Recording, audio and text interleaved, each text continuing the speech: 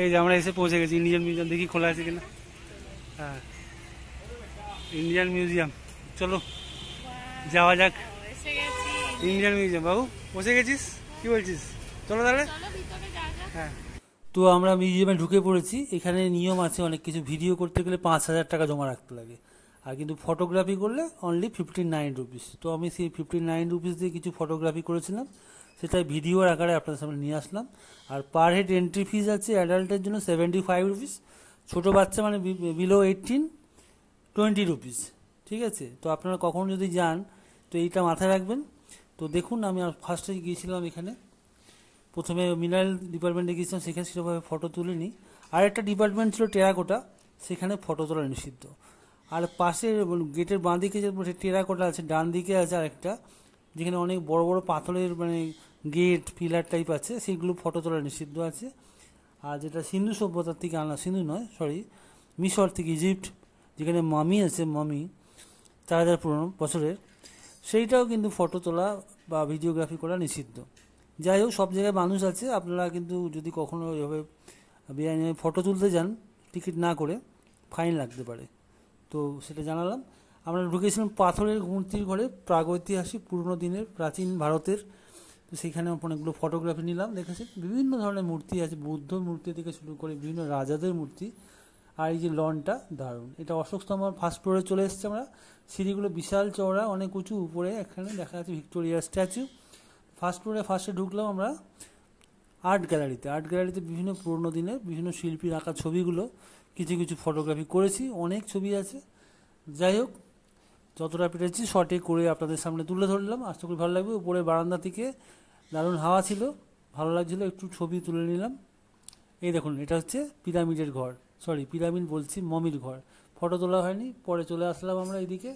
এইখানে আছে বিভিন্ন পশু পাখির মমি। ফার্স্টে দেখতে পাচ্ছেন বিভিন্ন গ্যালারি বানানো আছে, বিভিন্ন সিনারির সঙ্গে বিভিন্ন পশু পাখি এখানে মমির আকারে রাখা আছে। খুব সুন্দর জায়গাটা, বিভিন্ন দেশ, বিভিন্ন রাজ্য, বিভিন্ন জায়গার এখানে প্রাণীদের এখানে সুন্দরভাবে গ্যালারির মাধ্যমে তুলে ধরা আছে। এটা মাছ, বিভিন্ন ধরনের মাছ এখানে এই যে গ্যালারিতে সাজানো আছে, বিভিন্ন ছোট বড় সামুদ্রিক মাছ বা মিষ্টি জলের মাছ দারুণভাবে এখানে একটা গ্যালারি আকারে তুলে ধরা হয়েছে। তো কিছুটা শেয়ার করলাম, আশা করি আপনাদের ভালোই লাগবে। যখন আপনারা আসবেন এইখানে কিন্তু অনেকটাই টাইম লেগে যাবে, বিভিন্ন গ্যালারি ঘুরতে ঘুরতে আপনার পা কিন্তু অবশ্যই ব্যথা হবে। আর সঙ্গে এই যে দেখুন এখানে শাড়ি, পুরোনো দিনের শাড়ি, শাড়ির পরে ছিল মুদ্রা, ওদিকে মুদ্রাটা তো তোলা হয়নি। এই যে শাড়ির পরে অংশটায় খুব সুন্দর, এখানে হাতির দাঁতের বা রূপোর পাথরের অনেক মূর্তি, অনেক তৈজসপত্র, অনেক পোশাক আশাক এখানে আছে। দারুণ এই জায়গাটা। এটা হচ্ছে যেটা ফার্স্ট ফ্লোরে আছে, যেখানে শাড়ির গ্যালারি থেকে শুরু করেছে, কিন্তু ভেতরে যে এরকম অসাধারণ সব অসাধারণ শৈল্পিক নিদর্শন পুরোনো দিনের আমরা দেখতে পাচ্ছি, সেগুলো কিছুটা শেয়ার করলাম। এটা তো আমার খুব ভালো লেগেছে, আপনাদের কেমন লাগলো অবশ্যই কমেন্ট করে জানাবেন। আর একটা কথা বলে রাখি, নিচে এখানে ওয়াশরুমের অবস্থা আছে, বেশ বড়, খুব পরিষ্কার পরিচ্ছন্ন। আর পাশেই রয়েছে কিন্তু ক্যান্টিন বা যেখানে ক্যাফেটেরিয়া বলা হচ্ছে। নিরামিষ খাবার ভাত এখানেও মাত্র 40 টাকা পাওয়া যায়। এছাড়া চিকেন বা অন্যান্য আইটেমও মোটামুটি 100-110 টাকার মধ্যে বেশ ভালো পাওয়া যায়, সাফিসিয়েন্ট খাবার পাবেন আর ভালো খাবার পাবেন। আপনারা অবশ্যই এখানে আসলে এখানে এইগুলোকে নেবেন, মানে বাইরের খাবার না খেয়ে আপনি যদি এখানে খাবার খান, আপনারা কিন্তু বসে বেশ তৃপ্তি করে খেতে পারবেন। যাই হোক, বাকি অংশগুলো দেখাচ্ছি, দেখতে থাকুন।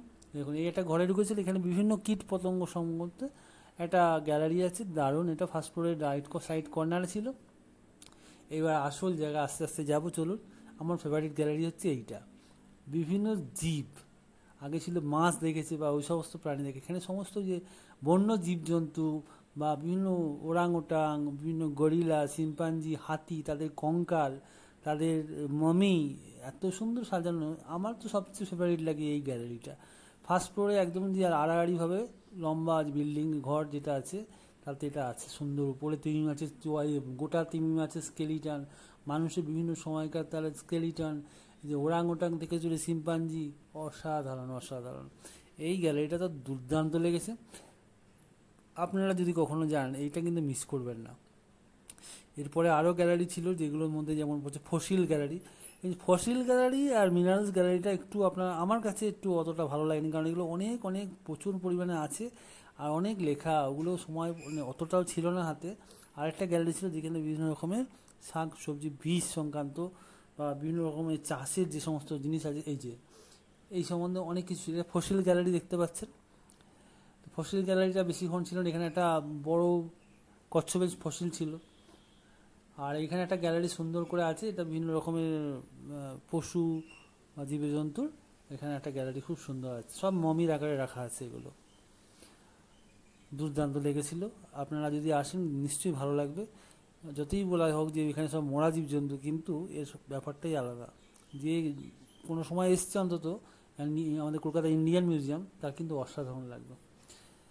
তো আমরা এরকম ঘুরছিলাম, ঘুরতে ঘুরতে চলে গেলাম সেই ঘরটা যেখানে এগ্রিকালচার সংক্রান্ত সমস্ত তথ্য, তার চাষবাস দেওয়া আছে। আর লনের মধ্যে আমরা লাস্টে ফটো তুলছিলাম, ফটোটা তুলে আমরা এবার আস্তে আস্তে বেরোবো।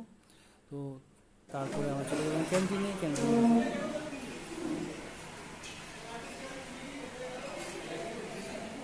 তারপর চিকেন দিয়ে খেয়ে নাও। টাটা বাই, কমেন্ট করে জানাবেন আপনাদের কেমন লাগলো।